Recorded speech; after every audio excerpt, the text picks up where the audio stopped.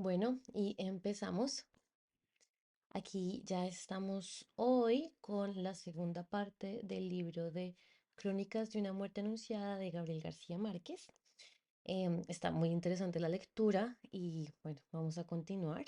Si quieren ver la primera parte, está el link aquí en la descripción o también está en la lista de reproducción de podcast de Duraznito Lector. Entonces, bueno, sin más preámbulos, continuemos con la lectura.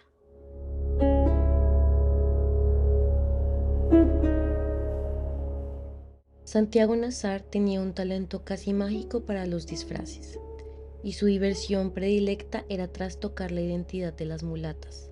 Saqueaba los roperos de unas para disfrazar a las otras, de modo que todas terminaban por sentirse distintas de sí mismas e iguales a las que no eran. En cierta ocasión, una de ellas se vio repetida en otra con tal acierto que sufrió una crisis de llanto. Sentí que me había salido del espejo, dijo. Pero aquella noche, María Alejandrina Cervantes no permitió que Santiago Nazar se complaciera por última vez en sus artificios de transformista, y lo hizo con pretextos tan frívolos que el mal sabor de ese recuerdo le cambió la vida. Así que nos llevamos a los músicos a una ronda de serenatas y seguimos la fiesta con nuestra cuenta. Mientras los gemelos Vicario esperaban a Santiago Nazar para matarlo, fue a él a quien se le ocurrió, casi a las 4, que subiéramos a la colina del Viudo Sius para cantarles a los recién casados. No solo les cantamos por la ventana, sino que tiramos cohetes y reventamos petardos en los jardines. Pero no percibimos ni una señal de vida dentro de la quinta. No se nos ocurrió que no hubiese nadie, sobre todo porque el automóvil nuevo estaba en la puerta, todavía con la capota plegada y con las cintas de raso y los macizos de azahares de parafina que les había colgado en la fiesta. Mi hermano Luis Enrique, que entonces tocaba la guitarra como un profesional, improvisó en honor de los recién casados una canción de equívocos matrimoniales. Hasta entonces no había llovido. Al contrario, la luna estaba en el centro del cielo y el aire era diáfano. Y en el fondo del precipicio se veía el reguero de luz de los fuegos fautos en el cementerio. Del otro lado se divisaban los sembrados de plátanos azules bajo la luna, las ciénagas tristes y la línea fosforescente del Caribe en el horizonte. Santiago Nazar señaló una lumbre intermitente en el mar y nos dijo que era el ánima en pena de un barco negrero que se había hundido con un cargamento de esclavos del Senegal frente a la boca grande de Cartagena de Indias. No era posible pensar que tuviera algún malestar de conciencia, aunque entonces no sabía que la efímera vida matrimonial de Ángela Vicario había terminado 2 horas antes.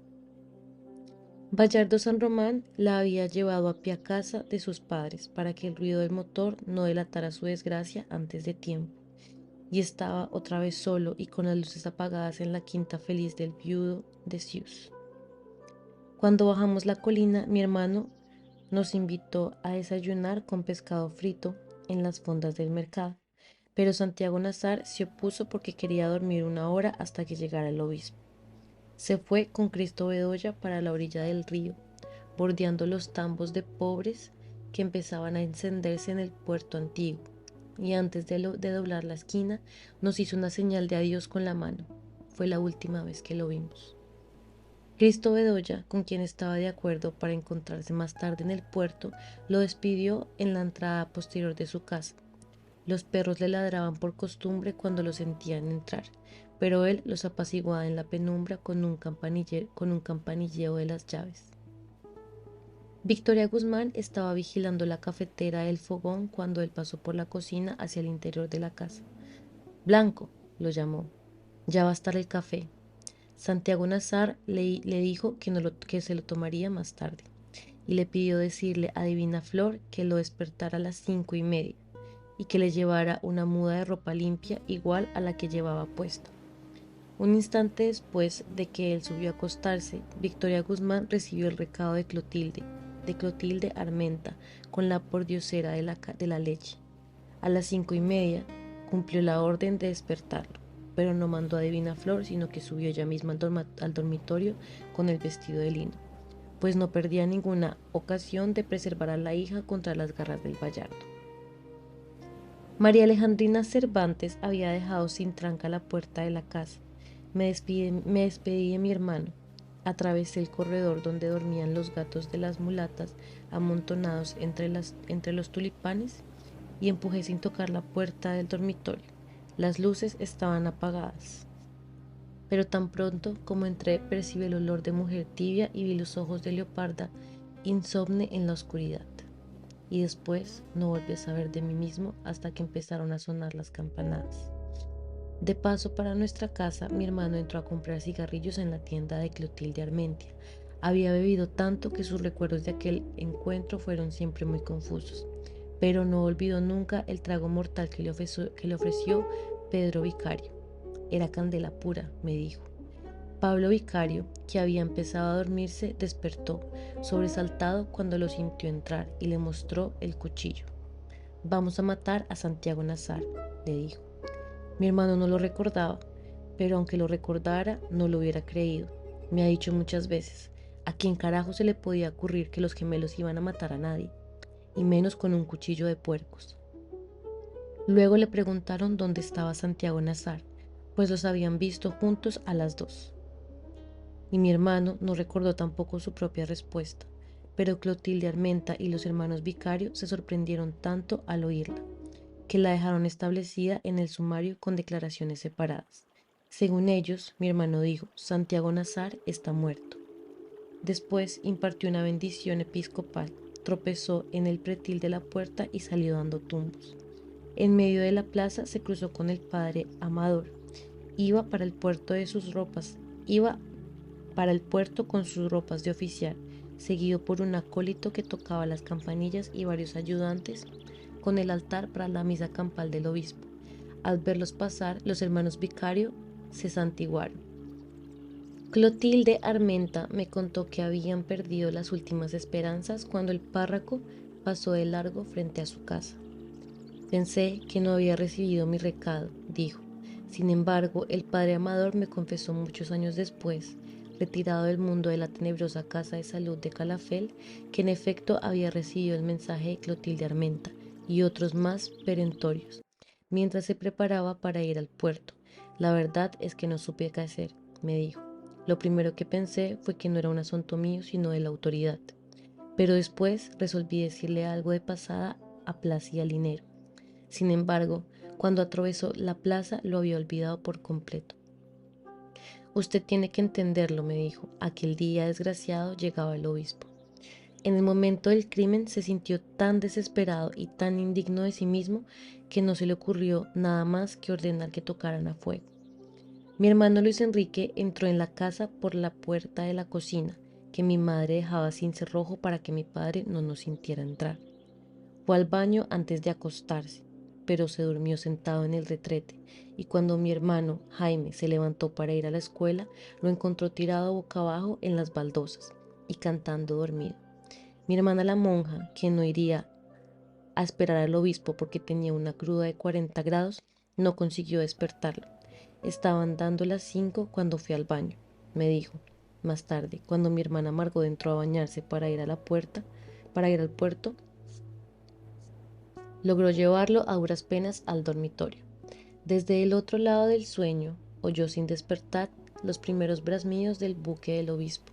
Después se durmió a fondo, rendido por la parranda hasta que mi hermana la monja entró en el dormitorio tratando de ponerse el hábito a la carrera y lo despertó con su grito de loca. Mataron a Santiago Nazar.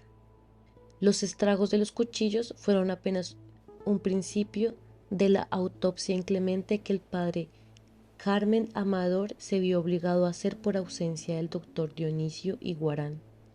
Fue como si hubiéramos vuelto a matarlo después de muerto, me dijo el antiguo párroco en su retiro de Calafell, pero era una orden del alcalde, y las órdenes de aquel bárbaro, por estúpidas que fueran, habían que cumplirlas. No era del todo justo.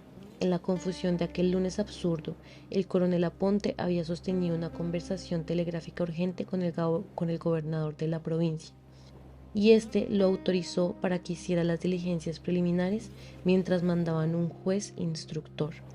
El alcalde había sido antes oficial de tropa sin ninguna experiencia en asuntos de justicia. y era demasiado fatuo para preguntarle a alguien que lo supiera por dónde tenía que empezar. Lo primero que lo inquietó fue la autopsia. Cristo Bedoya, que era estudiante de medicina, logró la dispensa por su amistad íntima con Santiago Nazar. El alcalde pensó que el cuerpo podía mantenerse refrigerado hasta que regresara el doctor Dionisio Iguarán, pero no encontró nevera de tamaño humano, y la única apropiada en el mercado estaba fuera de servicio. El cuerpo había sido expuesto a la contemplación pública, en el centro de la sala, tendido sobre un angosto catre de hierro mientras le fabricaban un ataúd de rico.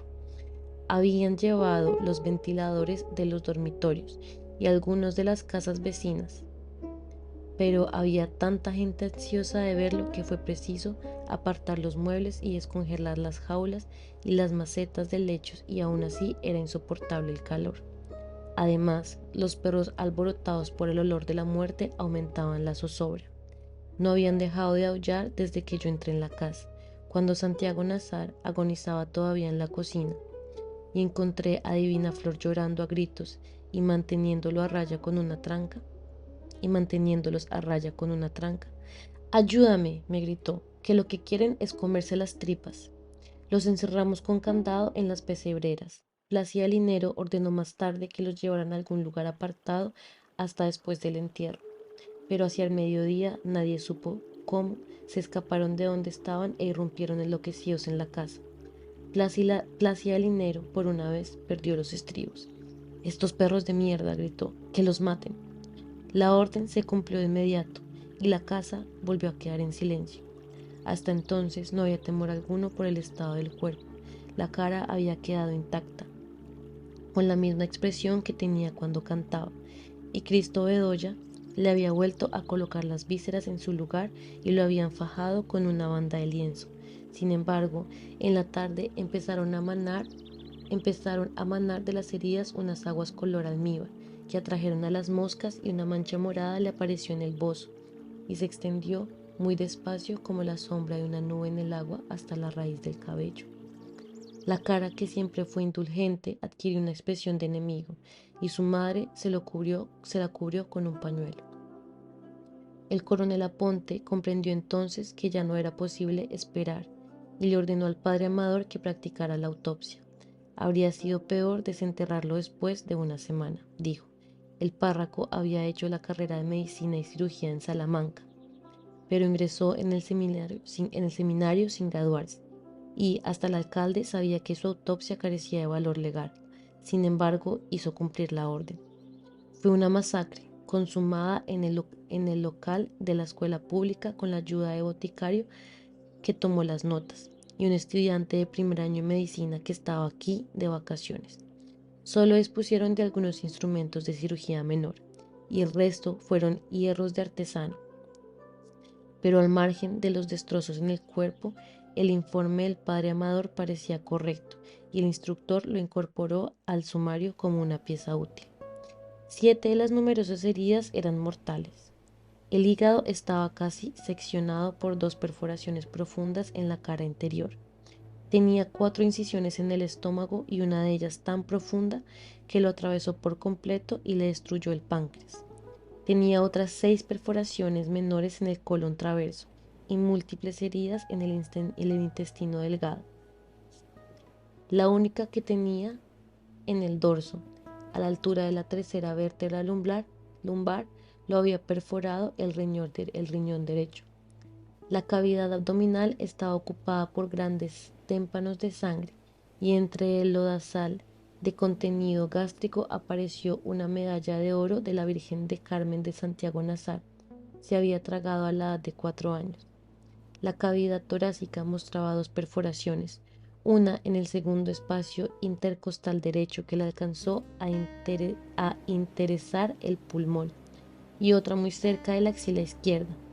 Tenía además 6 heridas menores en los brazos y las manos, y 2 tajos horizontales, uno en el muslo derecho y otro en los músculos del abdomen. Tenía una punzada profunda en la palma de la mano derecha.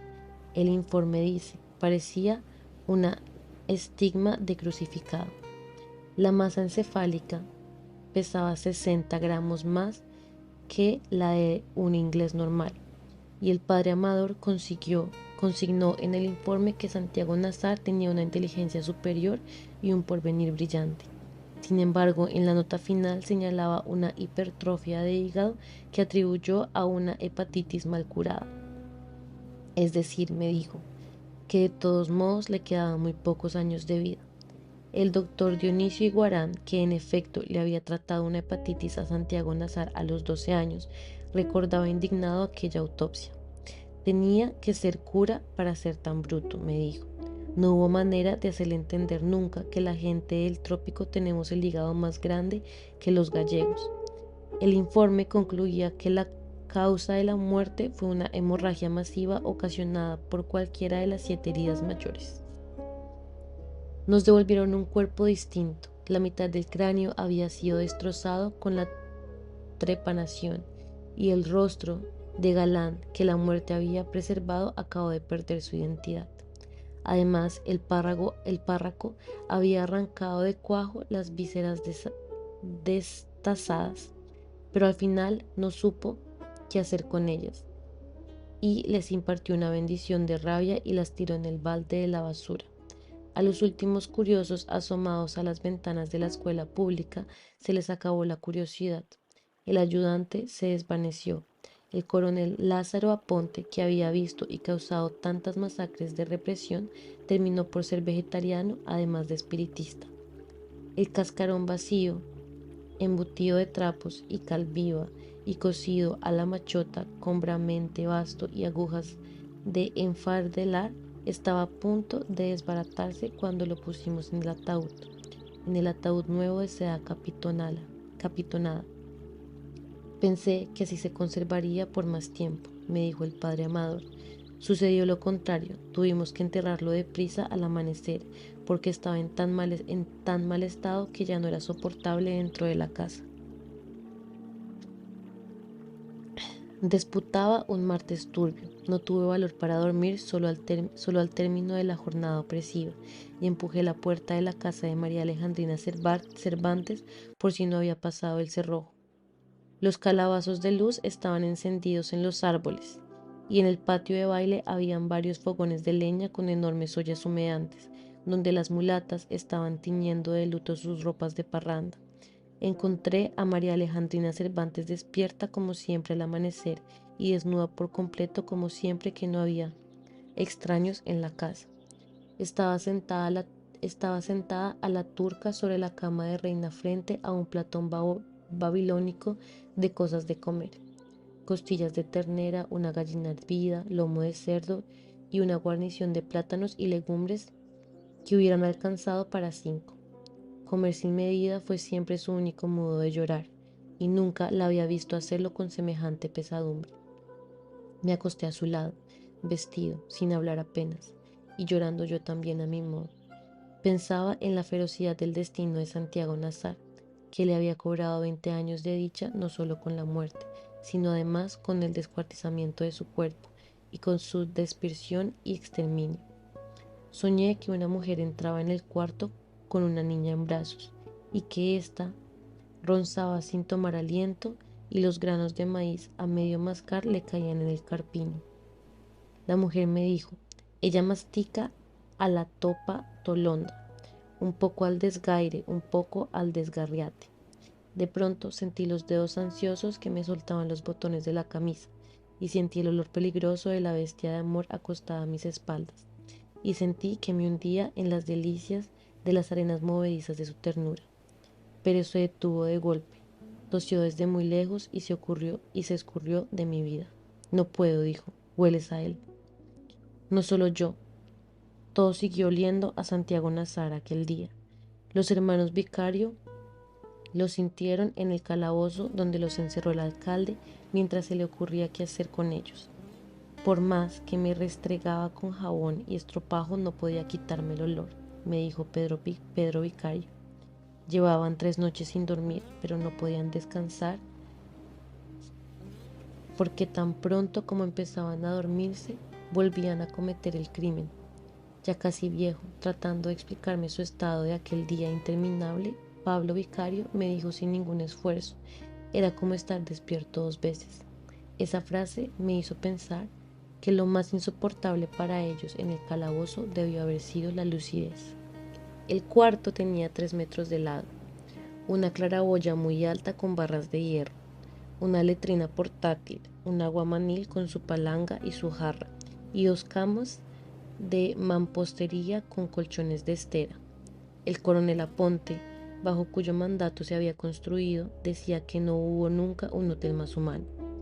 Mi hermano Luis Enrique estaba de acuerdo, pues una noche lo encarcelaron por una reyerta de músicos y el alcalde permitió por caridad que una de las mulatas lo acompañara.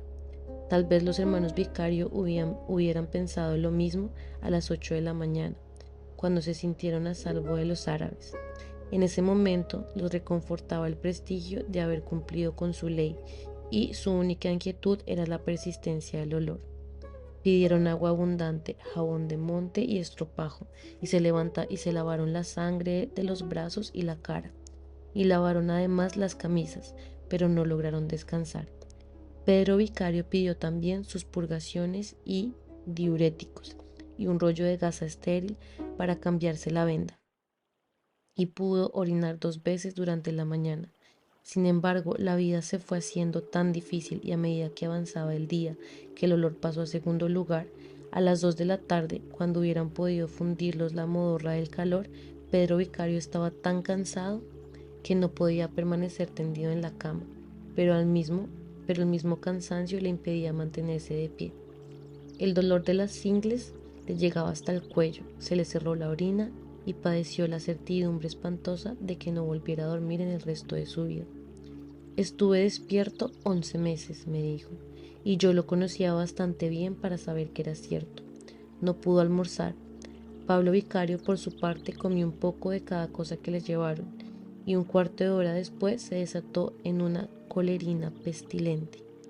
A las 6 de la tarde, mientras le hacían la autopsia al cadáver de Santiago Nazar, el alcalde fue llamado de urgencias porque Pedro Vicario estaba convencido de que habían envenenado a su hermano. Me estaba yendo en aguas, me dijo Pablo Vicario, y no podíamos quitarnos la idea de que eran vainas de los turcos. Hasta entonces habían desbordado 2 veces la letrina portátil, y el guardián de vistas lo había llevado otras 6 al retrete de la alcaldía. Allí lo encontró el coronel Aponte, encoñado por la guardia en el excusado sin puertas, y desaguándose con tanta fluidez que no era absurdo pensar en el veneno. Pero lo descartaron de inmediato, cuando se estableció que solo había bebido el agua y comido el almuerzo que les mandó Pura Vicario. No obstante, el alcalde quedó tan impresionado que se llevó a los presos para su casa, con una custodia especial, hasta que vino el juez de instrucción y los trasladó al panóptico de Riohacha. El temor de los gemelos respondía al estado de ánimo de la calle. No se descartaba una represalia de los árabes, pero nadie, salvo los hermanos Vicario, habla pensado en el veneno. Se suponía más bien que aguardaran la noche para echar gasolina por la claraboya e incendiar a los prisioneros dentro del calabozo. Pero aún esa era una suposición demasiado fácil. Los árabes constituían una comunidad de inmigrantes pacíficos que se establecieron a principios de siglo en los pueblos del Caribe, aún en los más remotos y pobres, y allí se quedaron vendiendo trapos de colores y baratijas de feria. Eran unidos, laboriosos y católicos. Se casaban entre ellos, importaban su trigo, criaban corderos en los patios y cultivaban el orégano y la berenjena, y su única pasión tormentosa eran los juegos de barajas. Los mayores siguieron hablando el árabe rural que trajeron de su tierra. Lo conservaron intacto en familia hasta la segunda generación, pero los de la tercera, con la excepción de Santiago Nazar, les oían a sus padres en árabe y les contestaban en castellano, de modo que no era concebible que fueran a alterar de pronto su espíritu pastoral para vengar una muerte cuyos culpables podíamos ser todos. En cambio, nadie pensó en una represalia de la familia de Plácida Linero, que fueron gentes de poder y de guerra hasta que se les acabó la fortuna, y que habían engendrado más de 2 montones de cantina preservados por la sal de su nombre. y que habían engendrado más de 2 matones de cantina preservados por la sal de su nombre. El coronel Aponte, preocupado por los rumores, visitó a los árabes familia por familia y al menos por esa vez sacó una conclusión correcta. Los encontró perplejos y tristes, con insignias de duelo en sus altares, y algunos lloraban a gritos sentados en el suelo, pero ninguno abrigaba propósitos de venganza.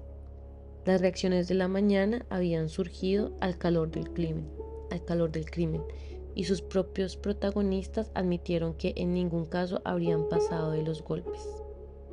Más aún, fue Suseme Abdala, la matriarca centenaria, quien recomendó la infusión prodigiosa de flores de pasionaria y ajenjo mayor que cegó la colerina de Pablo Vicario y desató a la vez el manantial florido de su gemelo. Pedro Vicario cayó entonces en un sopor insomne, y el hermano, restablecido, consolidó su primer sueño sin remordimientos. Así los encontró Purísima Vicario a las 3 de la madrugada del martes, cuando el alcalde la llevó a despedirse de ellos. Se fue la familia completa, hasta las hijas mayores con sus maridos, por iniciativa del coronel Aponte. Se fueron sin que nadie se diera cuenta, el amparo del agotamiento público. Mientras los únicos sobrevivientes despiertos de aquel día irreparable estábamos enterrando a Santiago Nazar. Se fueron mientras se calmaban los ánimos, según la decisión del alcalde, pero no regresaron jamás. Cura Vicario le envolvió la cara con un trapo a la hija de vuelta para que nadie le viera los golpes, y la vistió de rojo encendido para que no se imaginaran que le iba guardando luto al amante secreto. Antes de irse le pidió al padre Amador que confesara a los hijos en la cárcel. Pedro Vicario se negó y convenció al hermano de que no tenía nada de que arrepentirse. Se quedaron solos y el día del traslado a Riohacha estaban tan repuestos y convencidos de su razón que no quisieron ser sacados de noche, como hicieron con la familia, sino a pleno sol y con su propia cara. Poncio Vicario, el padre, murió poco después. Se los llevó la pena moral, me dijo Ángela Vicario. Cuando los gemelos fueron absueltos, se quedaron en Riohacha, a solo un día de viaje de Manauré, donde vivía la familia. Allá fue Prudencia Cotes a casarse con Pablo Vicario, que aprendió el oficio del oro en el taller de su padre y llegó a ser un orfebre depurado. Pedro Vicario, sin amor ni empleo, se reintegró 3 años después a las Fuerzas Armadas. Mereció las insignias de sargento primero, y una mañana espléndida su patrulla se internó en territorio de guerrillas cantando canciones de putas y nunca más se supo de ellos. Para la inmensa mayoría solo hubo una víctima, Bayardo San Román. Suponían que los otros protagonistas de la tragedia habían cumplido con dignidad y hasta con cierta grandeza la parte de favor que la vida les tenía señalada. Santiago Nazar había expiado la injuria, los hermanos Vicario habían probado su condición de hombres y la hermana burlada estaba otra vez en posición de su honor. El único que lo había perdido todo era Bayardo San Román, el pobre Bayardo, como se le recordó durante años. Sin embargo, nadie se había acordado de él hasta después del eclipse de luna. El sábado siguiente, cuando el viudo de Mus le contó al alcalde que había visto un pájaro fosforescente aleteando sobre su antigua casa, y pensaba que era el ánima de su esposa que andaba reclamando lo suyo. El alcalde se dio en la frente una palmada que no tenía nada que ver con la visión del viudo. «Carajo», gritó, «se me había olvidado ese pobre hombre». Subió a la colina con una patrulla y encontró el automóvil descubierto frente a la quinta y vio una luz solitaria en el dormitorio, pero nadie respondió a sus llamados. Así que forzaron una puerta lateral y recorrieron los cuartos iluminados por los recoldos del eclipse. Las cosas parecían debajo del agua, me contó el alcalde. Bayardo San Román estaba inconsciente en la cama, todavía como lo había visto Pura Vicario en la madrugada del lunes con el pantalón de fantasía y las camisas de seda, pero sin zapatos. Había botellas vacías por el suelo y muchas más sin abrir junto a la cama, pero ni un rastro de comida. Estaba en el último grado de intoxicación etílica, me dijo el doctor Dionisio Iguarán, que lo había atendido de emergencia, pero se recuperó en pocas horas y tan pronto como recobró la razón, los echó a todos de la casa con los mejores modos que fue capaz. «Que nadie me joda», dijo. ni mi papá con sus pelotas de veterano. El alcalde informó del episodio al general Petronio San Román, hasta la última frase literal, con un telegrama alarmante. El general San Román debió tomarse al pie de la letra la voluntad de su hijo, porque no vino a buscarlo, sino que mandó a la esposa con las hijas y a otras 2 mujeres mayores que parecían ser sus hermanas. Vinieron en un buque de carga, cerradas de luto hasta el cuello por la desgracia de Bayardo San Román, y con los cabellos sueltos de dolor. Antes de pisar tierra firme, se quitaron los zapatos y atravesaron las calles hasta la colina caminando descalzas en el polvo ardiente del mediodía, arrancándose mechones de raíz y llorando con gritos tan desgarradores que parecían de júbilo. Yo las vi pasar desde el balcón de Magdalena Oliver y recuerdo haber pensado que en un desconsuelo como ese solo podía fingirse para ocultar otras vergüenzas mayores. El coronel Lázaro Aponte las acompañó a la casa de la colina y luego subió al doctor Dionisio Iguarán en su mula de urgencias. Cuando se alivió el sol, 2 hombres del municipio bajaron a Bayardo San Román en una hamaca colgada de un palo, tapado hasta la cabeza con una manta y con el séquito de pañideras. Magdalena Oliver creyó que estaba muerto. Colón de Deo, exclamó, ¡qué desperdicio! Estaba otra vez postrado por el alcohol, pero costaba creer que lo llevaran vivo, porque el brazo derecho le iba arrastrando por el suelo, y tan pronto como la madre se lo ponía dentro de la hamaca, se le volvía a descolgar, de modo que dejó un rastro en la tierra desde la cornisa del precipicio hasta la plataforma del buque. Eso fue lo último que nos quedó de él, un recuerdo de víctima.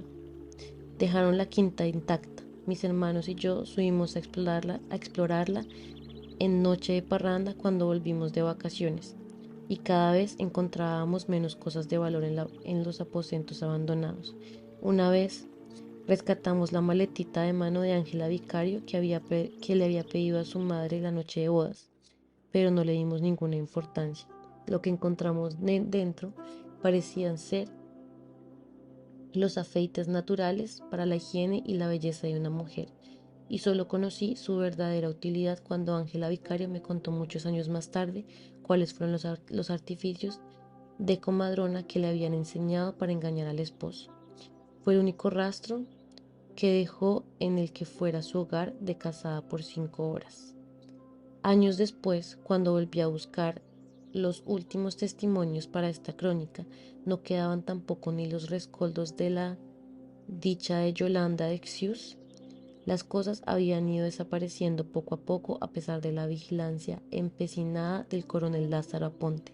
Inclusive, el escaparate de 6 lunas de cuerpo entero que los maestros cantores de Mompox habían tenido que armar dentro de la casa, pues no cabía por la puerta. Al principio, el viudo de Xius estaba encantado, pensando que eran recursos póstumos de la esposa para llevarse lo que era suyo. El coronel Lázaro Aponte se burlaba de él, pero una noche se le ocurrió oficiar una misa de espiritismo para esclarecer el misterio, y el alma de Yolanda de Mus le confirmó de su puño y letra que en efecto era ella quien estaba recuperando para su casa de la muerte los cachivaches de la felicidad. La quinta empezó a desmijagarse. El coche de bodas se fue desbaratando en la puerta, y al final no quedó sino la carcacha podrida por la intemperie. Durante muchos años no se volvió a saber nada de su dueño. Hay una declaración suya en el sumario, pero es tan breve y convencional que parece remendada a última hora para cumplir con una fórmula ineludible.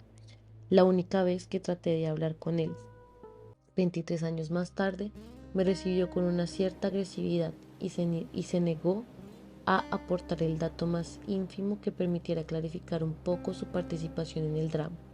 En todo caso, ni siquiera sus padres sabían de él mucho más que nosotros, ni tenían la menor idea de qué vino a hacer en un pueblo extraviado, sin otro propósito aparente que el de casarse con una mujer que no había visto nunca, de Ángela Vicario. En cambio, tuve siempre noticias de Ráfaga que me inspiraron una imagen idealizada. Mi hermana la monja anduvo algún tiempo por la Alta Guajira tratando de convertir a los últimos idólatras, y solía detenerse a conversar con ella en la aldea abrazada por la sal del Caribe donde su madre había tratado de enterrarla en vida. Saludos de tu prima, me decía siempre. Mi hermana Margot, que también la visitaba en los primeros años, me contó que habían comprado una casa de material con un patio muy grande de vientos cruzados, cuyo único problema era la noche de mareas altas, porque los retretes se desbordaban y los pescados amanecían dando saltos en los dormitorios. Todos los que la vieron en esa época coincidían en que era absorta y diestra en la máquina de bordar y que a través de su industria había logrado el olvido. Mucho después, en una época incierta en que trataba de entender algo de mí mismo vendiendo enciclopedias y libros de medicina por los pueblos de La Guajira, me llegué por casualidad hasta aquel moridero de indios, en la ventana de una casa frente al mar, bordando a máquina en la hora de más calor. Había una mujer de medio luto con antiparras de alambre y canas amarillas, y sobre su cabeza estaba colgada una jaula con un canario que no paraba de cantar. Al verla así, dentro del marco idílico de la ventana, no quise creer que aquella mujer fuera la que yo creía, porque me resistía a admitir que la vida terminara por parecerse tanto a la mala literatura. Pero era ella, Ángela Vicario, 23 años después del drama. Me trató igual que siempre, como un primo remoto, y contestó a mis preguntas con muy buen genio y con sentido del humor. Era tan madura e ingeniosa que costaba trabajo creer que fuera la misma.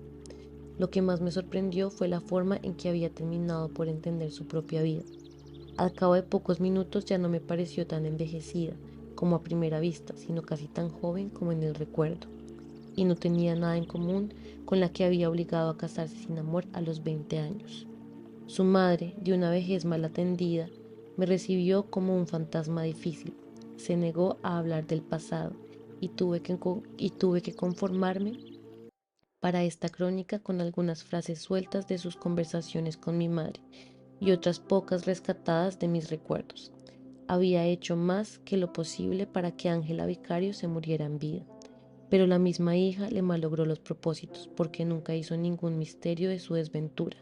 Al contrario, a todo el que quiso oírla se la contaba con sus pormenores, salvo el que nunca había de aclarar: quién fue y cómo y cuándo, el verdadero causante de su perjuicio, porque nadie creyó que en realidad hubiera sido Santiago Nazar. Pertenecían a dos mundos divergentes, nadie los vio nunca juntos y mucho menos solos. Santiago Nazar era demasiado altivo para fijarse en ella. Tu prima la boba, me decía, cuando tenía que mencionarla. Además, como decíamos entonces, él era gavilán pollero, andaba solo, igual que su padre, cortándole el cogollo a cuanta doncella sin rumbo empezaba a despuntar por sus montones. Pero nunca se le conoció dentro del pueblo otra relación distinta de la convencional que mantenía con Flora Miguel y de la tormentosa que lo enloqueció durante 14 meses con María Alejandrina Cervantes. La revisión más corriente, tal vez por ser la más perversa, era que Ángela Vicario estaba protegiendo a alguien a quien de veras amaba, y había escogido el nombre de Santiago Nazar porque nunca pensó que sus hermanos se atrevieran contra él. Yo mismo traté de arrancarle esta verdad cuando la visité por segunda vez con todos mis argumentos en orden, pero ella apenas si levantó la vista del bordado para rebatirlos. Ya no le des más vueltas, primo, me dijo. Fue él. Todo lo demás lo contó sin reticencias, hasta el desastre de la noche de bodas. Contó que sus amigas la habían adiestrado para que emborrachara al esposo en la cama hasta que perdiera el sentido, que aparentara más vergüenza de la que sintiera para que él apagara la luz, que se hiciera un lavado drástico de aguas de alumbre para fingir la virginidad y que manchara la sábana con mercurio cromo para que pudiera exhibirla al día siguiente en su patio de recién casada.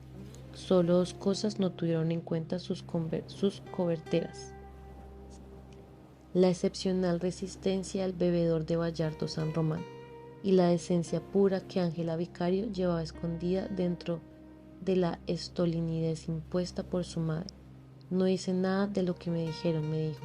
porque mientras más lo pensaba, más me daba cuenta de que todo aquello era una porquería, que no se le podía hacer a nadie, y menos al pobre hombre que había tenido la mala suerte de casarse conmigo.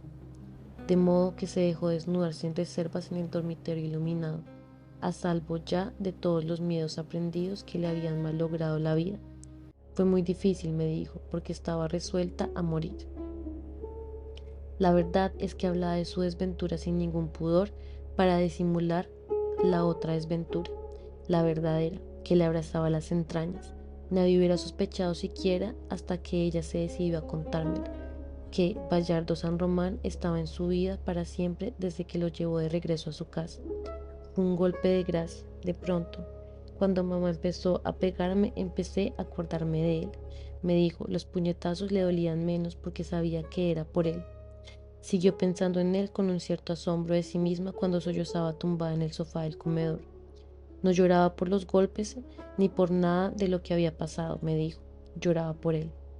Seguía pensando en él mientras su madre le ponía compresas de árnica en la cara. Y más aún cuando oyó la gritería en la calle y las campanas de incendio en la torre. Y su madre entró a decirle que ahora podía dormir, pues lo peor había pasado. Llevaba mucho tiempo pensando en él sin ninguna ilusión cuando tuvo que acompañar a su madre a un examen de la vista en el hospital de Riohacha. Encontraron de pasada en el hotel del puerto, a cuyo dueño conocían, y Pura Vicario pidió un vaso de agua en la cantina. Se lo estaba tomando, de espaldas a la hija, cuando ésta vio su propio pensamiento reflejado en los espejos repetidos de la sala. Ángela Vicario volvió la cabeza con el último aliento y lo vio pasar a su lado sin verla, y lo vio salir del hotel. Luego miró otra vez a su madre con el corazón hecho trizas. Pura Vicario había acabado de beber, se secó los labios con la manga y le sonrió desde el mostrador con los lentes nuevos. En esa sonrisa, por primera vez desde su nacimiento, Ángela Vicario la vio tal como era, una pobre mujer consagrada al culto de sus defectos. Mierda, se dijo. Estaba tan trastornada que hizo todo el viaje de regreso cantando en voz alta y se tiró en la cama a llorar durante 3 días. Nació de nuevo. Me volví loca por él, me dijo, loca de remate. Le bastaba cerrar los ojos para verlo, lo oía respirar en el mar. La despertaba a medianoche el fogaje de su cuerpo en la cama. A fines de esa semana, sin haber conseguido un minuto de sosiego, le escribió la primera carta. Fue una esquela convencional en la cual le contaba que lo había visto salir del hotel y que le habría gustado que él la hubiera visto. Esperó en vano una respuesta. Al cabo de 2 meses, cansada de esperar, le mandó otra carta en el mismo estilo sesgado del anterior, cuyo único propósito parecía ser reprocharle su falta de cortesía. 6 meses después había escrito 6 cartas sin respuesta, pero se conformó con la comprobación de que él las estaba recibiendo. Dueña por primera vez de su destino, Ángela Vicario descubrió entonces que el odio y el amor son pasiones recíprocas. Cuantas más cartas mandaba, más encendía las brasas de su fiebre, pero más calentaba también el rencor feliz que sentía contra su madre. Se me revolvían las tripas de solo verla, me dijo, pero no podía verla sin recordarme de él. Su vida de casada de vuelta seguía siendo tan simple como la de soltera, siempre bordando a máquina con sus amigas como antes hizo, tulipanes de trapo y pájaros de papel. Pero cuando su madre se acostaba, permanecía en el cuarto escribiendo cartas sin porvenir hasta la madrugada. Se volvió lúcida, imperiosa, maestra de su albedrío, y volvió a ser virgen solo por él y para él, y no reconoció otra autoridad que la suya, ni más servidumbre que la de su obsesión. Escribió una carta semanal durante media vida. A veces no se me ocurría qué decir, me dijo muerta de risa, pero me bastaba con saber que él las estaba recibiendo.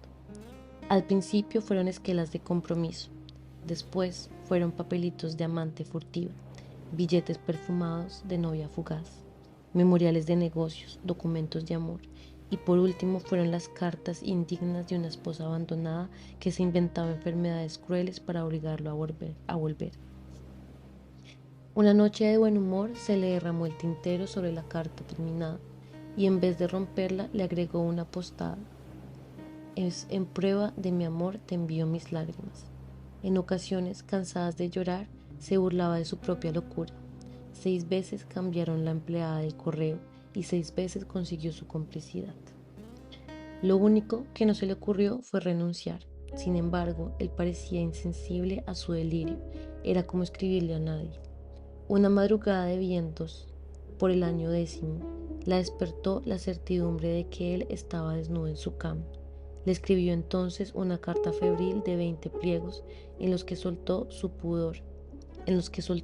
pudor las verdades amargas que llevaban podridas en el corazón desde su noche funesta.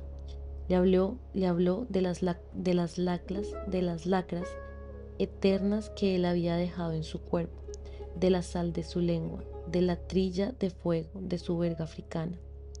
Se la entregó a la empleada de correo que iba los viernes en la tarde a bordar con ella para llevarse las cartas. Y se quedó convencida de que aquel desahogo terminal sería el último de su agonía. Pero no hubo respuesta. A partir de entonces ya no era consciente de lo que escribía, ni a quién le escribía a ciencia cierta, pero siguió escribiendo sin curtel durante 17 años. Un mediodía de agosto, mientras bordaba con unas amigas, sintió que alguien llegaba a la puerta. No tuvo que mirar para saber quién era. Estaba gordo y se le empezaba a caer el pelo, y ya necesitaba espejuelos para ver de cerca. Me dijo, pero era él. Carajo, era él. Se asustó porque sabía que él la estaba viendo tan disminuida como ella lo estaba viendo a él. Y no creía que tuviera dentro de tanto amor que no tuviera dentro tanto amor como ella para soportarlo. Tenía la camisa empapada de sudor, como lo había visto la primera vez en la feria, y llevaba la misma correa y las mismas alforjas de cuero descosido con adornos de plata. Bayardo San Román dio un paso adelante, sin ocuparse de las otras bordadoras atónitas, y puso las alforjas en la máquina de coser. Bueno, dijo, aquí estoy. Llevaba la maleta de la ropa para quedarse y otra maleta igual con casi 2000 cartas que ella le había escrito. Estaban ordenadas por su fecha en paquetes cosidos con cintas de colores y todas sin abrir. Durante años no pudimos hablar de otra cosa. Nuestra conducta diaria, dominada hasta entonces por todos hábitos lineales, había empezado a girar de golpe en torno de una misma ansiedad común. Nos sorprendían los gallos del amanecer tratando de ordenar las numerosas casualidades encadenadas que habían hecho posible el absurdo, y era evidente que no lo hacíamos por un anhelo de esclarecer misterios, sino porque ninguno de nosotros podía seguir viviendo sin saber con exactitud cuál era el sitio y la misión que le había asignado la fatalidad. Muchos se quedaron sin saberlo. Cristo Bedoya, que llegó a ser un cirujano notable, no pudo explicarse nunca por qué se dio al impulso de esperar 2 horas donde sus abuelos hasta que llegara el obispo, en vez de irse a descansar en la casa de sus padres, que lo estuvieron esperando hasta el amanecer para alertarlo. Pero la mayoría de quienes pudieron hacer algo por impedir el crimen y sin embargo no lo hicieron, se consolaron con el pretexto de que los asuntos de honor son estancos sagrados de los cuales solo tienen acceso los dueños del drama. La honra es el amor, le oía decir a mi madre, Hortensia Bauté, cuya única participación fue haber visto ensangrentados 2 cuchillos, que todavía no lo estaban. Se sintió tan afectada por la alucinación que cayó en una crisis de penitencia, y un día no pudo soportarla más y se echó desnuda a las calles.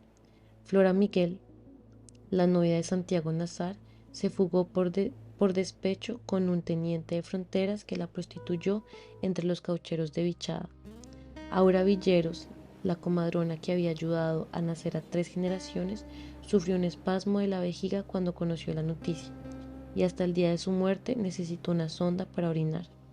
Don Rogerio de la Flor, el buen marido de Clotilde Armenta, que era un prodigio de la vitalidad a los 86 años, se levantó por última vez para ver cómo desguarnizaban a Santiago Nazar contra la puerta cerrada de su propia casa, y no sobrevivió a la conmoción. Placía Linero había cerrado esa puerta por el último instante, pero se liberó a tiempo de la culpa. La cerré porque Divina Flor me juró que había visto entrar a mi hijo, me contó, y no era cierto. Por el contrario, nunca se perdonó el haber confundido el augurio magnífico de los árboles con el infausto de los pájaros, y sucumbió a la perniciosa costumbre de su tiempo de masticar semillas de cardamina. 12 días después del crimen, el instructor de sumario se encontró en un pueblo de carne viva, en la sórdida oficina de tablas del Palacio Municipal, bebiendo café de olla con ron de caña, contra los espejismos del calor. Tuvo que pedir tropas de esfuerzo para encauzar a la muchedumbre que se precipitaba a declarar sin ser llamada, ansiosa de exhibir su propia importancia en el drama. Acababa de graduarse y llevaba también el vestido de paño negro de la Escuela de Leyes, y el anillo de oro con el emblema de su promoción, y las ínfulas y el lirismo del primíparo feliz. Pero nunca supe su nombre. Todo lo que sabemos de su carácter es aprendido en el sumario, que numerosas personas me ayudaron a buscar 20 años después del crimen en el Palacio de Justicia de Riohacha. No existía clarificación alguna en los archivos, y más de un siglo de expedientes estaban amontonados en el suelo del decrépito edificio colonial que fuera por 2 días el cuartel general de Francis Drake. La planta baja se inundaba con el mar de leva, y los volúmenes descosidos flotaban en las oficinas desiertas. Yo mismo exploré muchas veces con las aguas hasta los tobillos aquel estanque de causas perdidas, y solo una casualidad me permitió rescatar al cabo de 5 años de búsqueda unos 322 pliegos salteados de los más de 500 que me debió de tener el sumario. El nombre del juez no apareció en ninguno, pero es evidente que era un hombre abrazado por la fiebre de la literatura. Sin duda había leído a los clásicos españoles y algunos latinos, y conocía muy bien a Nietzsche, que era el autor de moda entre los magistrados de su tiempo. Las notas marginales y no solo el color de la tinta parecían escritas con sangre. Estaba tan perplejo con el enigma que le había tocado en suerte que muchas veces incurrió a distracciones líricas contrarias al rigor de su ciencia. Sobre todo, nunca le pareció legítimo que la vida se sirviera de tantas casualidades prohibidas en la literatura, para que se cumpliera sin tropiezos una muerte tan anunciada. Sin embargo, lo que más le había alarmado al final de su diligencia excesiva fue no haber encontrado un solo indicio, ni siquiera al menos verosímil, de que Santiago Nazar hubiera sido en realidad el causante del agravio. Las amigas de Ángela Vicario, que habían sido sus cómplices en el engaño, siguieron contando durante muchos años que ella las había hecho partícipes de su secreto desde antes de la boda, pero no les había revelado ningún nombre. En el sumario declararon: nos dijo el milagro, pero no el santo. Ángela Vicario, por su parte, se mantuvo en su sitio. Cuando el juez instructor le preguntó con su estilo lateral si sabía quién era el difunto Santiago Nazar, ella le contestó impasible: fue mi autor. Así consta en el sumario, pero sin ninguna otra precisión de modo ni de lugar. Durante el juicio, que solo duró 3 días, el representante de la parte civil puso su mayor empeño en la debilidad de ese cargo. Era tal la perplejidad del juez instructor ante la falta de pruebas contra Santiago Nazar que su buena labor parece por momentos desvirtuada por la desilusión. En el folio 416 de su puño y letra y con la tinta roja del boticario escribió una nota marginal: dadme un prejuicio y mover el mundo. Debajo de esa paráfrasis de desaliento, con un trazo feliz de la misma tinta de sangre, dibujó un corazón atravesado por una flecha. Para él, como para los amigos más cercanos de Santiago Nazar, el propio comportamiento de éste en las últimas horas fue una prueba terminante de su inocencia. La mañana de su muerte, en efecto, Santiago Nazar no había tenido un instante de duda, a pesar de que sabía muy bien cuál hubiera sido el precio de la injuria que le imputaban. Conocía la índole mojigata de su mundo y debía saber que la naturaleza simple de los gemelos no era capaz de resistir al escarnio. Nadie conocía muy bien a Bayardo San Román, pero Santiago Nazar lo conocía bastante para saber que debajo de sus ínfulas mundanas estaba tan subordinado como cualquier otro a sus prejuicios de origen, de manera que su despreocupación consciente hubiera sido suicida. Además, cuando supo por fin en el último instante que los hermanos Vicario lo estaban esperando para matarlo, su reacción no fue de pánico, como tanto se ha dicho, sino que fue más bien el desconcierto de la inocencia. Mi impresión personal es que murió sin entender su muerte. Después de que le prometió a mi hermana Margot que iría a desayunar a nuestra casa, Cristo Bedoya se lo llevó del brazo por el muelle y ambos parecían tan desprevenidos que suscitaron ilusiones falsas. Iban tan contentos, me dijo Meme Loaiza, que le di gracias a Dios porque pensé que el asunto se había arreglado. No todos querían tanto a Santiago Nazar, por supuesto. Polo Carrillo, el dueño de la planta eléctrica, pensaba que su serenidad no era inocencia, sino cinismo. Creía que su plata lo hacía intocable. Me dijo, Fausta López, su mujer, comentó, como todos los turcos. Indalecio Pardo acababa de pasar por la tienda de Clotilde Armenta, y los gemelos le habían dicho que tan pronto como se fuera el obispo matarían a Santiago Nazar. Pensó, como todos otros que eran fantasías de amanecidos. Pero Clotilde Armenta le hizo ver que era cierto y le pidió que alcanzara a Santiago Nazar para prevenirlo. Ni te moleste, le dijo Pedro Vicario. De todos modos es como si ya estuviera muerto. Era un desafío demasiado evidente. Los gemelos conocían los vínculos de Indalecio Pardo y Santiago Nazar, y debieron pensar que era la persona adecuada para impedir el crimen sin que ellos quedaran en vergüenza. Pero Hilacio Pardo encontró a Santiago Nazar llevado del brazo por Cristo Bedoya entre los grupos que abandonaban el puerto, y no se atrevió a prevenirlo. Se me aflojó la pasta, me dijo. Le dio una palmada en el hombro a cada uno y les dejó seguir. Ellos apenas lo advirtieron, pues continuaban abismados en las cuentas de la boda. La gente se dispersaba hacia la plaza en el mismo sentido que ellos. Era una multitud apretada, pero Escolástica Cisneros creyó observar que los dos amigos caminaban en el centro sin dificultad, dentro de un círculo vacío, porque la gente sabía que Santiago Nazar iba a morir y no se atrevían a tocarlo. También Cristo Bedoya recordaba una actitud distinta hacia ellos.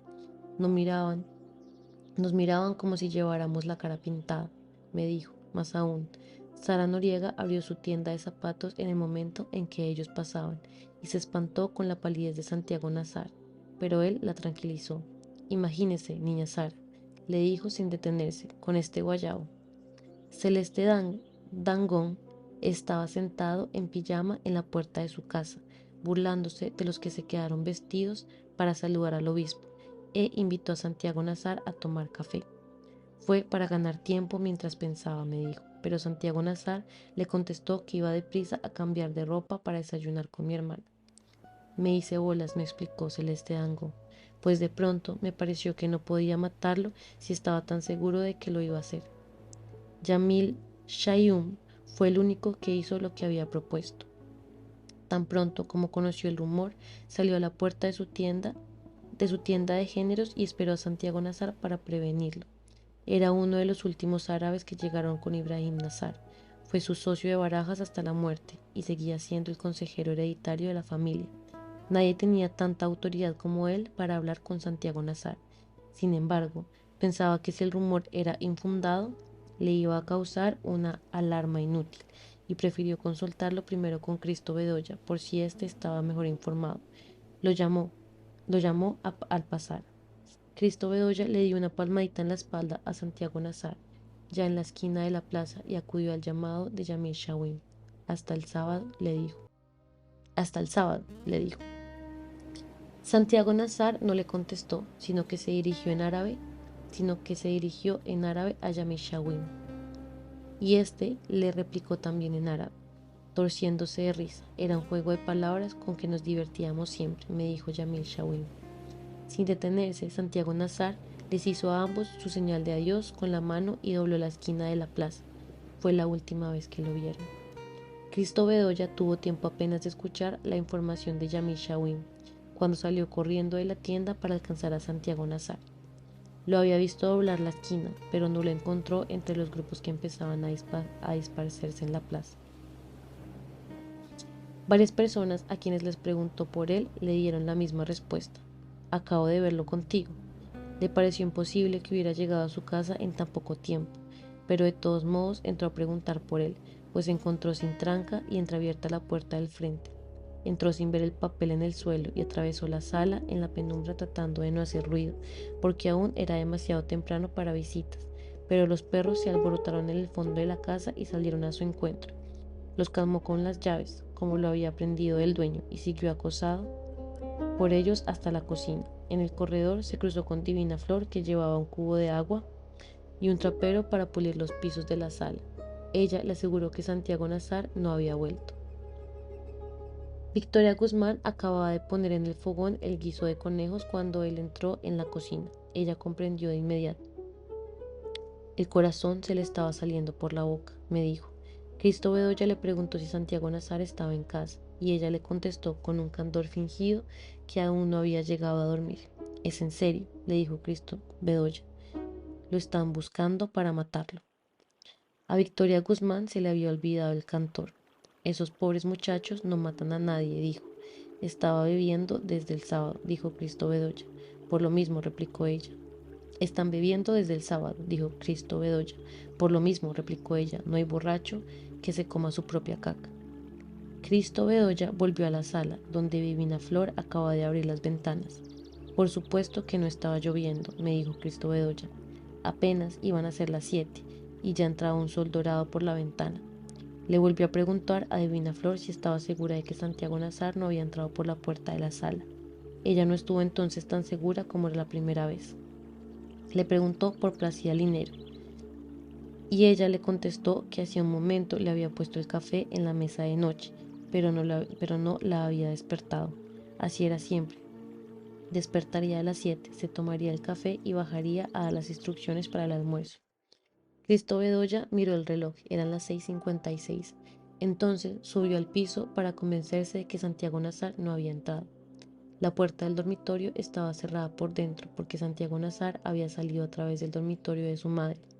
Cristo Bedoya no solo conocía la casa tan bien como la suya, sino que tenía tanta confianza con la familia que empujó la puerta del dormitorio de Placida Linero para pasar desde allí al dormitorio contiguo. Un haz de sol polvoriento entraba por la claraboya, y la hermosa mujer dormía en la hamaca, de costado, con la mano de novia en la mejilla, tenía un aspecto irreal. Fue como una aparición, me dijo Cristo Bedoya. La contempló un instante, fascinado por su belleza, y luego atravesó el dormitorio en silencio. Pasó de largo frente al baño y entró al dormitorio de Santiago Nazar.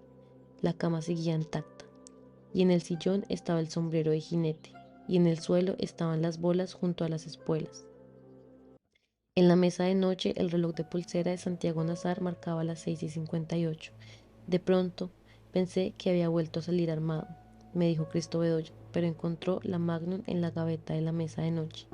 Nunca había disparado un arma, me dijo Cristo Bedoya, pero resolví coger el revólver para llevárselo a Santiago Nazar.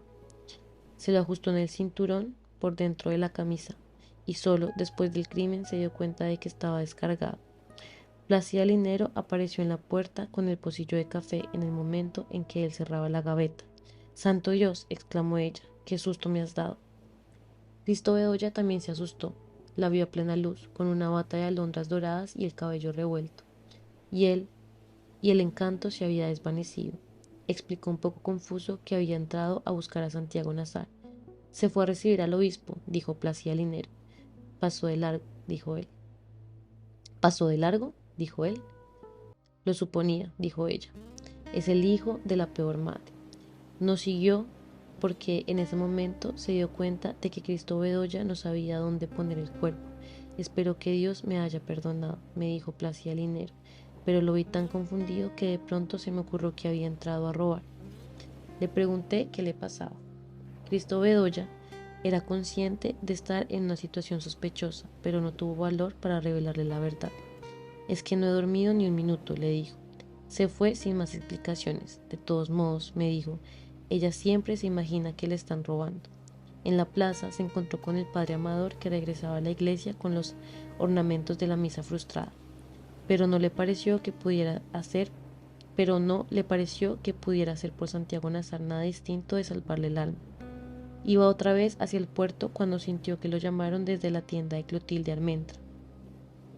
Pedro Vicario estaba en la puerta, lívido y desgreñado, con la camisa abierta y las mangas enrolladas hasta los codos y con el cuchillo vasto que él mismo había fabricado con una hoja de cegueta. Su actitud era demasiado insolente para ser casual y sin embargo no fue la única ni la más visible que intentó en los últimos minutos para que le impidieran cometer el crimen. «Cristóbal», gritó, «dile a Santiago Nazar que aquí lo estamos esperando para matarlo». Cristo Bedoya le habría hecho el favor de impedírselo. Si yo hubiera sabido disparar un revólver, Santiago Nazar estaría vivo, me dijo. Pero la sola idea lo impresionó después de todo lo que había oído decir sobre la potencia devastadora de una bala blindada. Te advierto que está armado con una Magnum capaz de atravesar un motor, gritó. Pedro Vicario sabía que no era cierto. Nunca estaba armado si no llevaba ropa de montar, me dijo. Pero de todos modos había previsto que lo estuviera cuando tomó la decisión de lavar la honra de la hermana. Los muertos no disparan, gritó.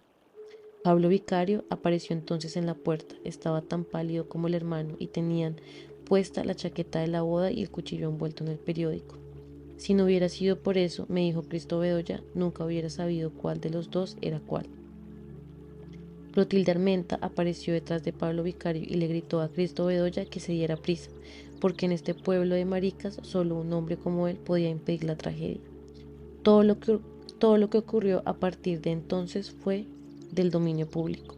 La gente que regresaba del puerto, alertada por los gritos, empezó a tomar posición en la plaza para presenciar el crimen. Cristo Bedoya les preguntó a varios conocidos por Santiago Nazar, pero nadie lo había visto. En la puerta del club social se encontró con el coronel Lázaro Aponte y le contó lo que acababa de ocurrir frente a la tienda de Clotilde Armenta. No puede ser, dijo el coronel Aponte, porque yo los mandé a dormir. Acabo de verlos con un cuchillo de matar puercos, dijo Cristo Bedoya. No puede ser, porque yo se los quité antes de mandarlos a dormir, dijo el alcalde. Debe ser que los viste antes de eso. Lo vi hace 2 minutos y cada uno tenía un cuchillo de matar puercos, dijo Cristo Bedoya. Ah, carajo, dijo el alcalde. Entonces debió ser que volvieron por otros. Prometió ocuparse de eso al instante, pero entró en el club social a confirmar una cita de dominio para esa noche. Y cuando volvió a salir ya estaba consumado el crimen. Cristo Bedoya cometió entonces su único error mortal. Pensó que Santiago Nazar había resuelto a última hora desayunar en nuestra casa antes de cambiarse de ropa. Y allá se fue a buscarlo. Se apresuró por la orilla del río, preguntándole a todo el mundo qué encontraba si lo había visto pasar, pero nadie le dio razón. No se alarmó porque había otros caminos para nuestra casa.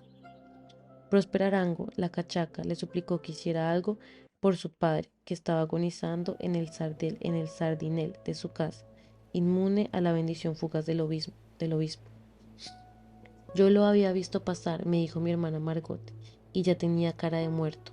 Cristo Bedoya demoró 4 minutos en establecer el estado del enfermo y prometió volver más tarde para un recurso de urgencia, pero perdió 3 minutos más ayudando a Próspera Arango a llevarlo hasta el dormitorio. Cuando volvió a salir, sintió gritos remotos y le pareció que estaban reventando cohetes por el rumbo de la plaza. Trató de correr, pero se lo impidió el revólver mal ajustado en la cintura. Al doblar la última esquina, reconoció de espaldas a mi madre, que llevaba casi a rastras al hijo menor. Luisa Santiago le gritó: «¿Dónde está su ahijado?». Mi madre se volvió apenas con la cara bañada de lágrimas. «¡Ay, Dios!», contestó. «Dice que lo mataron». Así era. Mientras Cristo Bedoya lo buscaba, Santiago Nazar había entrado a la casa de Flora Miguel, su novia, justo a la vuelta de la esquina donde él lo vio por última vez. «No se me ocurrió que estuviera ahí», me dijo, «porque esa gente no se levanta nunca antes de mediodía». Era una versión corriente que la familia entera dormía hasta las 12 por orden de Najir Miguel, el varón sabio de la comunidad. Por eso Flora Miguel, que ya no se cocinaba en 2 aguas, se mantenía como una rosa, dice Mercedes. La verdad es que dejaba la casa cerrada hasta muy tarde, como tantas otras, pero eran gentes tempraneras y laboriosas. Los padres de Santiago Nazar y Flora Miguel se habían puesto de acuerdo para casarse. Santiago Nazar aceptó el compromiso en plena adolescencia. y estaban resueltos a cumplirlo, tal vez porque tenía del matrimonio la misma concepción utilitaria que su padre.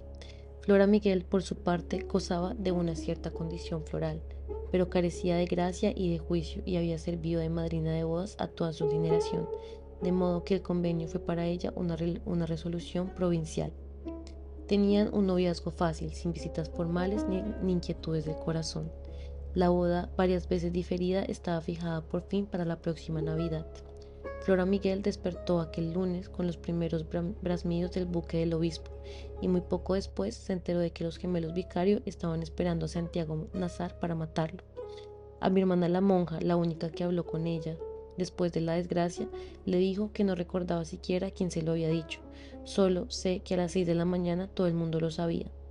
Le dijo, sin embargo, le pareció inconcebible que a Santiago Nazar lo fueran a matar, y en cambio se le ocurrió que lo iban a casar a la fuerza con Ángela Vicario para que le devolviera la honra. Sufrió una crisis de humillación. Mientras medio pueblo esperaba al obispo, ella estaba en su dormitorio llorando de rabia y poniendo en orden el cofre de las cartas que Santiago Nazar le había mandado desde el colegio. Siempre que pasaba por la casa de Flora Miguel, aunque no hubiese nadie, Santiago Nazar raspaba con las llaves la tela metálica de las ventanas. Aquel lunes ella lo estaba esperando con el cofre de cartas en el regazo. Santiago Nazar no podía verla desde la calle, pero en cambio ella lo vio acercarse a través de la red metálica desde antes de que la raspara con las llaves. Entra, le dijo. Nadie, ni siquiera un médico, había entrado en esa casa a las 6:45 de la mañana. Santiago Nazar acababa de dejar a Cristo Bedoya en la tienda de Yamil Shawim, y había tanta gente pendiente de él en la plaza que no era comprensible que nadie lo viera entrar en casa de su novia. El juez instructor buscó siquiera una persona que lo hubiese visto, y lo hizo con tanta persistencia como yo, pero no fue posible encontrarlo. En el folio 382 del sumario escribió otra sentencia marginal con tinta roja. La fatalidad nos hace invisibles. El hecho es que Santiago Nazar entró por la puerta principal, a la vista de todos y sin hacer nada por no ser visto. Flora Miguel lo esperaba en la sala, verde de cólera, con uno de los vestidos de arandelas infortunadas que solía llevar en ocasiones memorables, y le puso el cobre en las manos. Aquí tienes, le dijo, y ojalá te mate. Santiago Nazar quedó tan perplejo que el cofre se le cayó de las manos y sus cartas sin amor se regaron en el suelo. Trató de alcanzar a Flora Miguel en el dormitorio, pero ella cerró la puerta y puso la aldada. Tacó varias veces y la llamó con una voz demasiado apremiante para la hora, así que toda la familia acudió a la aranada. Entre consanguíneos políticos mayores y menores de edad eran más de 14. Siguió hablando en árabe a Santiago Nazar. Desde el primer momento comprendí que no tenía la menor idea de lo que estaba diciendo, me dijo. Entonces le preguntó en concreto si sabía que los hermanos Vicario lo buscaban para matarlo. Se puso pálido y perdió de tal modo el dominio que no era posible creer que estaba fingiendo, me dijo. Coincidió en que su actitud no era tanto de miedo como de turbación. Tú sabrás si ellos tienen razón o no, le dijo. Pero en todo caso, ahora no te quedan sino dos caminos. O te escondes aquí, que es tu casa, o sales con mi rifle. No entiendo un carajo, dijo Santiago Nazar. Fue lo único que alcanzó a decir y lo dijo en castellano. Parecía un pajarito mojado, me dijo Najib Miguel. Tuvo que quitarle el cofre de las manos porque él no sabía dónde dejarlo para abrir la puerta. Serán 2 contra 1, le dijo. Santiago Nazar se fue. La gente se había situado en la plaza como en los días del desfile. Todos lo vieron salir y todos comprendieron que ya sabía que lo iban a matar. Y estaba tan azarado que no encontraba el camino de su casa. Dicen que alguien gritó desde el balcón: por ahí no, turco, por el Puerto Viejo. Santiago Nazar buscó la voz. Yamil Shawim le gritó que se metiera en su tienda y entró a buscar su escopeta de caza, pero no recordó dónde había escondido los cartuchos. De todos lados empezaron a gritarle y Santiago Nazar dio varias vueltas al revés y al derecho, deslumbrado por tantas voces a la vez. Era evidente que se dirigía a su casa por la puerta de la cocina, pero de pronto debió darse cuenta de que estaba abierta la puerta principal Ahí viene, dijo Pedro Vicario. Ambos lo habían visto al mismo tiempo. Pablo Vicario se quitó el saco, lo puso en el taburete y desenvolvió el cuchillo en forma de alfanje. Antes de abandonar la tienda sin ponerse de acuerdo, ambos se santiguaron. Entonces Clotilde Armenta agarró a Pedro Vicario por la camisa y le gritó a Santiago Nazar que corriera porque lo iban a matar. Fue un grito tan apremiante que apagó a los otros. Al principio se asustó, me dijo Clotilde Armenta, porque no sabía quién le estaba gritando ni de dónde. Pero cuando la vio a ella, vio también a Pedro Vicario, que la tiró por tierra con un empellejón. Y alcanzó al hermano.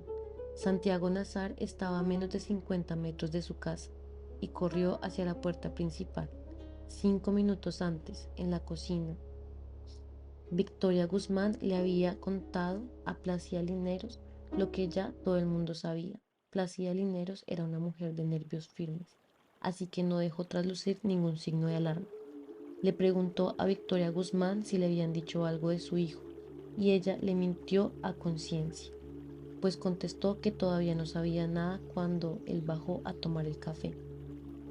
En la sala, donde seguía trapeando los pisos, Divina Flor vio al mismo tiempo que Santiago Nazar entró por la puerta de la plaza y siguió por las escaleras del buque de los dormitorios.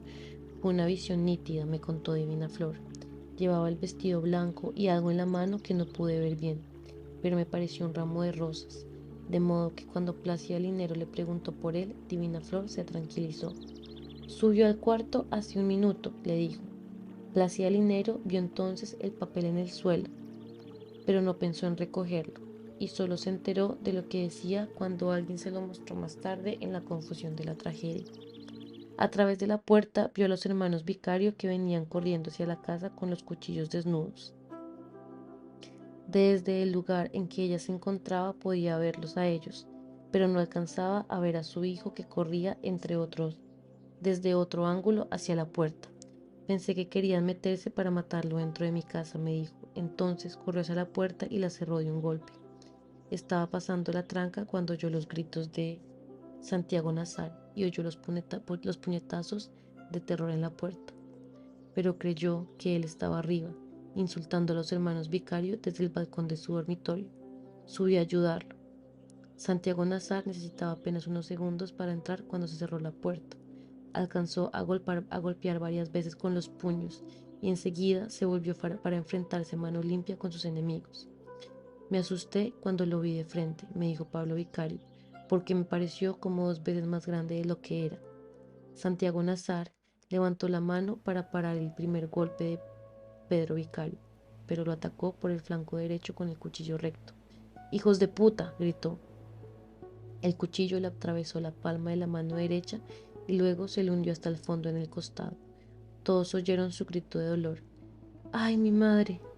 Pedro Vicario volvió a retirar el cuchillo con su pulso fiero de matarife y se asentó un segundo golpe casi en el mismo lugar. Lo raro es que el cuchillo volvió a salir limpio, declaró Pedro Vicario al instructor. Le había dado por lo menos 3 veces y no había una gota de sangre. Santiago Nazar se torció con los brazos cruzados sobre el vientre después de la tercera cuchillada. Soltó un quejido de becerro y trató de darle la espalda. Pablo Vicario, que estaba a su izquierda con el cuchillo curvo, le asestó entonces la última cuchillada en el lomo y un chorro de sangre a alta presión le empapó la camisa. Olía como él, me dijo, 3 veces herido de muerte. Santiago Nazar les dio otra vez al frente y se apoyó de espaldas contra la puerta de su madre, sin la menor resistencia, como si solo quisiera ayudar a que acabaran de matarlo por partes iguales. No volvió a gritar, dijo Vicario al instructor. Al contrario, me pareció que se estaba riendo. Entonces ambos siguieron acuchillándolo contra la puerta, con golpes alternos y fáciles, flotando en el remazo deslumbrante que encontraron del otro lado del miedo. No oyeron los gritos del pueblo entero, espantado de su propio crimen. Me sentía cuando uno va corriendo en un caballo, declaró Pablo Vicario. Pero antes despertaron de pronto a la realidad, porque estaban exhaustos y sin embargo les parecía que Santiago Nazar no se iba a derrumbar nunca. Mierda, primo, me dijo Pablo Vicario. No te imaginas lo difícil que es matar a un hombre. tratando de acabar para siempre. Pedro Vicario le buscó el corazón, pero eso lo buscó casi en la axila, donde lo tienen los cerdos. En realidad, Santiago Nazar no sabía por qué ellos mismos lo estaban sosteniendo a cuchilladas contra la puerta. Desesperado, Pablo Vicario le dio un tajo horizontal en el vientre y los intestinos completos afloraron con una explosión. Pedro Vicario iba a hacer lo mismo, pero el pulso se le torció de horror y le dio un tajo extraviado en el muslo. Santiago Nazar permaneció todavía un instante apoyado contra la puerta, hasta que vio sus propias vísceras al sol, limpias, azules, y cayó de rodillas. Después de buscarlo a gritos por los dormitorios, oyendo sin saber dónde otros gritos que no eran los suyos, Plácida Linero se asomó a la ventana de la plaza y vio a los gemelos Vicario que corrían hacia la iglesia. Iban perseguidos de cerca por Yamil Shawin, con su escopeta de matar tigres, y por otros árabes desarmados, y Plácida Linero pensó que había pasado el peligro. Luego salió al balcón del dormitorio y vio a Santiago Nazar frente a la puerta, boca abajo en el polvo, tratando de levantarse de su propia sangre. Se incorporó de medio lado y se echó a andar en un estado de alucinación, sosteniendo con las manos las vísceras colgantes. Caminó más de 100 metros para darle la vuelta completa a la casa y entrar por la puerta de la cocina. Tuvo todavía bastante lucidez para no ir por la calle, pero era el trayecto más largo, sino que entró por la casa contigo. Poncho Lanao, su esposa y sus 5 hijos no se habían enterado de lo que acababa de ocurrir a 20 pasos de su puerta. Oímos la gritería, me dijo la esposa, pero pensamos que era la fiesta del obispo.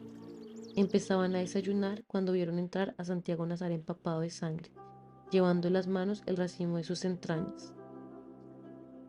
Poncho Lanao me dijo, lo que nunca pude olvidar fue el terrible olor a mierda. Pero Argelina Lanao, la hija mayor, contó que Santiago Nazar caminaba con la presencia de siempre, midiendo bien los pasos, y de su rostro de sarraceo con los rizos alborotados estaba más bello que nunca. Al pasar frente a la mesa le sonrió y siguió a través de los dormitorios hasta la salida posterior de la casa. Nos quedamos paralizados de susto, me dijo Argelina Lanao. Mi tía, Buenefrida Márquez, estaba desescamando un sábalo en el patio de su casa al otro lado del río, y lo vio descender de las escalinatas del muelle antiguo buscando con paso firme el rumbo de su casa. Santiago, hijo, le gritó, ¿qué te pasa? Santiago Nazar la reconoció. Que me mataron, niña buena, dijo. Tropezó en el último escalón, pero se incorporó de inmediato. Hasta tuvo el cuidado de sacudir con la mano la tierra que le quedó en las tripas. Me dijo mi tía buena. Después entró en su casa por la puerta trasera que estaba abierta desde las 6 y se derrumbó de bruces en la cocina.